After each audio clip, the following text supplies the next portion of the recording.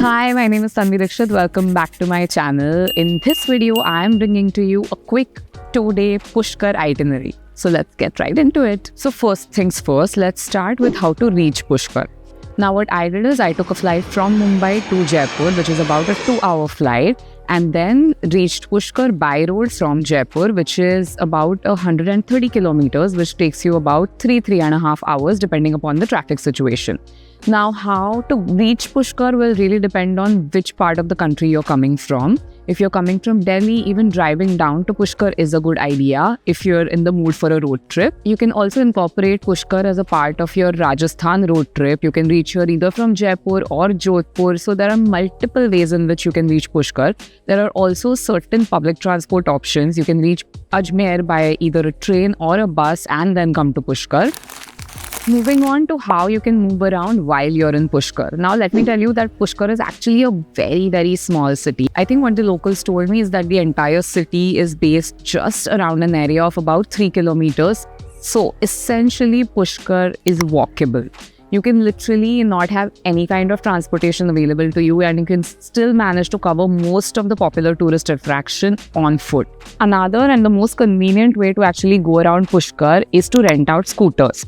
You'll find multiple tourist agencies renting out scooters. You can ask the managers at your hotel or hostel to guide you with the contact numbers of these people who rent out bikes. So you can simply rent out mopeds. They're super cheap. They start from I think 300 rupees per day, and then you can just fill fuel according to your own requirements. Scooters are a really great way to move around Pushkar because Pushkar has these really tiny lanes where bigger vehicles cannot enter, but I think mopeds are a great idea. Another way you can move around destinations which are a little further away from Pushkar, like for example, if you're going for a hike somewhere or if you have to reach Ajmer, you can also go for a tuk-tuk, which is the local rickshaw. Now, these rickshaws are not metered and it really depends upon the rickshaw driver. So you'll kind of have to negotiate and bargain and sort of come to a mutually agreed upon price. The tuk-tuks can be slightly expensive here, so I would not highly recommend taking a tuk-tuk. And of course, another option is that you take a taxi, and if you have to travel from Pushkar outside and come back, you can always rent a car for the day. Next up, let's discuss where to stay. Now, Pushkar has a bunch of hotels and hostels and all of that. But if you ask me, my suggestion would be that you definitely check into one of the hostels. Pushkar has Zostel, Hostelers, Mustache, and so many other backpackers hostels. And I insist on that, especially because Pushkar has an amazing backpackers culture. So you will find travelers from all across the world over here.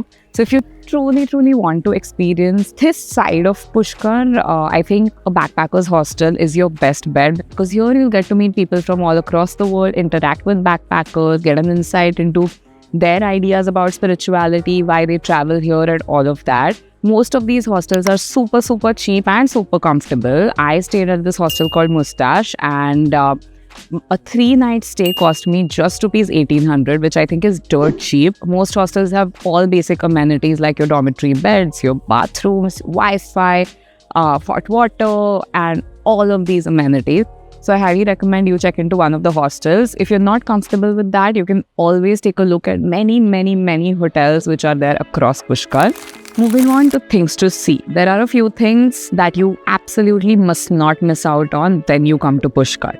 Let's begin with the Brahma Temple. Now, Pushkar has one of the very few existing Brahma temples in the world. So when you're here, make sure you pay a visit to the Brahma Temple. Next up is the Pushkar Lake. Now, the entire city of Pushkar is actually situated around the Pushkar Lake, which has a legend associated with it.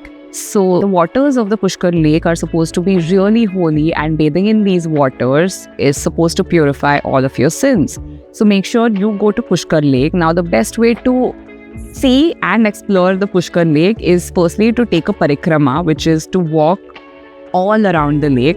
This walk will give you beautiful views of the water. I highly recommend you do this walk around sunset time, so you can even catch a gorgeous sunset from the Jaipur Ghat, which gives you the best angle to watch the sunset from. So I suggest you do a sunset parikrama where you walk all the way to the Jaipur Ghat, watch the sunset from there, followed by an evening aarti. Now, evening aarti is a special thing that you absolutely must not miss out when you're in Pushkar.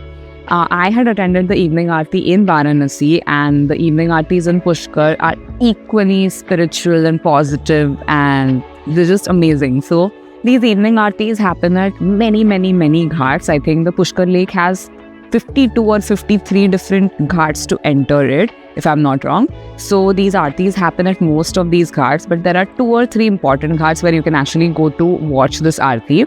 While a lot of articles you find online will tell you to go and watch this aarti at Vara Ghat, my personal favorite was the Brahma Ghat, because I just felt like it was grander and nicer. So I would highly recommend you go and watch the aarti at Brahma Ghat. Apart from this, you can go for a sunrise hike to the Savitri Mata temple. Now, this is possibly the highest point in Pushkar. This temple is situated on a hilltop, and there are 2 ways to reach the temple. One way is, of course, a hike, which is about a 970 steps, if I'm not wrong. So it's quite a steep hike. It'll take you about 45 minutes to 1 hour to reach the top.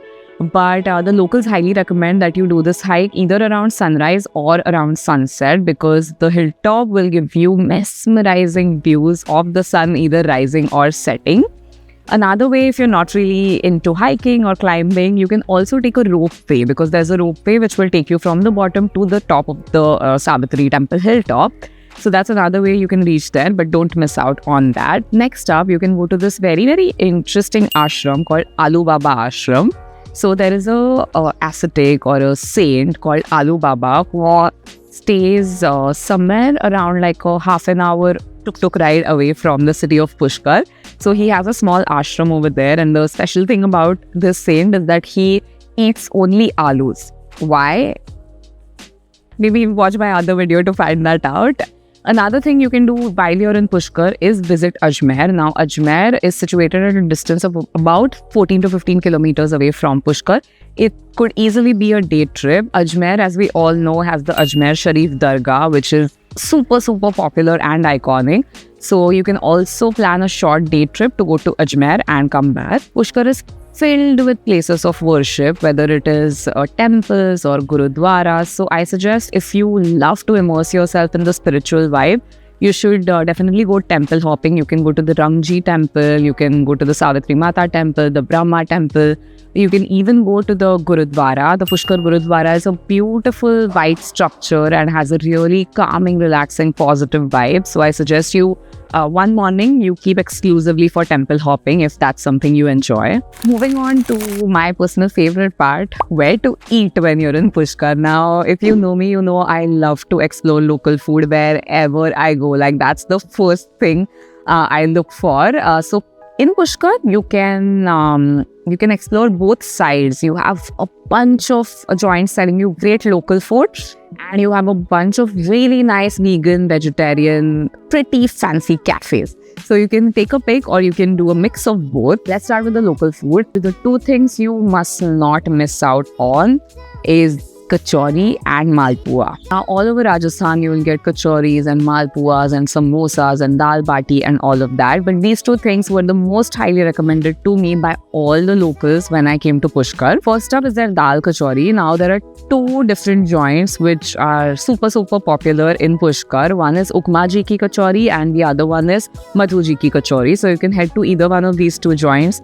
All of them will serve you the freshest, crispiest kachoris. So I recommend that one of your days, you definitely start with a breakfast at one of these kachori joints. Another local specialty you must not miss out on, especially if you have a sweet tooth, is the malpuas from Pushkar. Now, malpuas is something you'll find all over Rajasthan, and they're made from different ingredients. What's special about the malpuas in Pushkar is that they are made from rabdi. So rabdi is this preparation of condensed milk, and then they use the rabdi to make the malpuas. So there is a joint called Ramji Ki Dukaan right in front of the Gaur Ghat where you get the most amazing freshly fried malpuas in Pushkar. So definitely make a stop there. Do not miss out on this one. It's amazing.